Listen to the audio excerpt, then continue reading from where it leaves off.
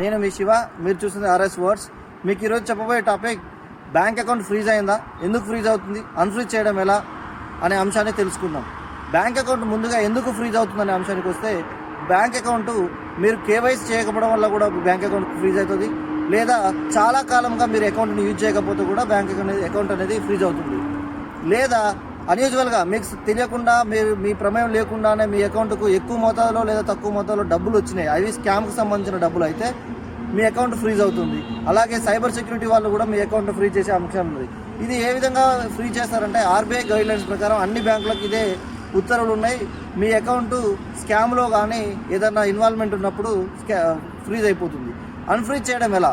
మీకు మీ అన్యూజువల్గా మీరు యూజ్ చేయకుండానే అకౌంట్లో ట్రాన్సాక్షన్లో డబ్బులు పడ్డప్పుడు మీరు దానిని గుర్తించిన వెంటనే 1930 నెంబర్కి కాల్ చేయాలి. కాల్ చేసి పూర్తి వివరాలు తెలియాలి. లేదా మీరు విక్టిమ్ అయినా, మీ అకౌంట్లో నుంచి డబ్బులు కట్ అయిన వెంటనే, మీకు తెలిసిన వెంటనే దాన్ని 1930కు అంటే గోల్డెన్ అవర్స్ అంటారు. మీ అకౌంట్లో డబ్బులు కట్ అయిన 2 గంటల లోపు మీరు పోలీసుల వారికి ఇన్ఫర్మేషన్ ఇస్తే 2 గంటల లోపు మీకు డబ్బులు రికవర్ అయ్యే ఛాన్సెస్ ఉంటాయి. దాన్ని గోల్డెన్ అవర్స్ అంటారు. లేదా మీ అకౌంట్ ఏ విధంగా ఫ్రీజ్ అయింది, ఆ ఫ్రీజ్ అయిన అంశాన్ని పూర్తి విషయాలు మీకు చాలా లేటుగా తెలిసినప్పుడు ఆ అంశాన్ని దగ్గరపట్లో ఉన్న మీ హోమ్ బ్రాంచ్కి వెళ్ళి కానీ మీ అకౌంట్ యొక్క పూర్తి వివరాలు ఇస్తే వాళ్ళు చెప్తారు ఎక్కడ ఫ్రీజ్ అయింది, ఏ పోలీస్ స్టేషన్లో క్రైమ్ అయిందనేది, కేసు ఫైల్ అయిందనే విషయాన్ని తెలియజేస్తారు.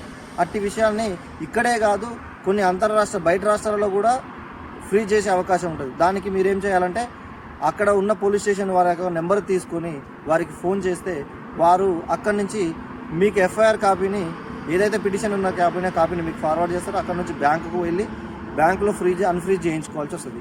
దీనికి గాను సమయం సుమారు 7 నుంచి 20 రోజులు పట్టే సమయం ఉంటుంది. దీని విషయంలో ఎవరు భయాందోళనకు గురి కావద్దు.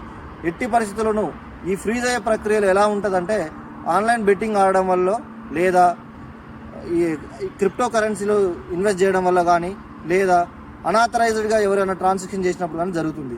ఇది ఎలా జరుగుతుందంటే, ఎవరైనా స్కామ్లో పార్టిసిపేట్, నాకేం సంబంధం లేదు అయినా నా బ్యాంక్ అకౌంట్ ఎందుకు ఫ్రీజ్ అవుతుందని భయాందోళనకు గురి చేస్తున్నారు. మీరు పాల్గొనకపోయినా, ప్రత్యేకంగా పాల్గొనకపోయినా, ఎవరో ఒకరు సర్టన్ ఏ అనే పర్సన్ పాల్గొన్నా, ఏ నుంచి బికి ట్రాన్సాక్షన్ జరిగినా, బి నుంచి సికి ట్రాన్సాక్షన్ జరిగినా, సి అకౌంట్తో సహా అందరి అకౌంట్లు ఫ్రీజ్ అయ్యే అవకాశం ఉంటుంది.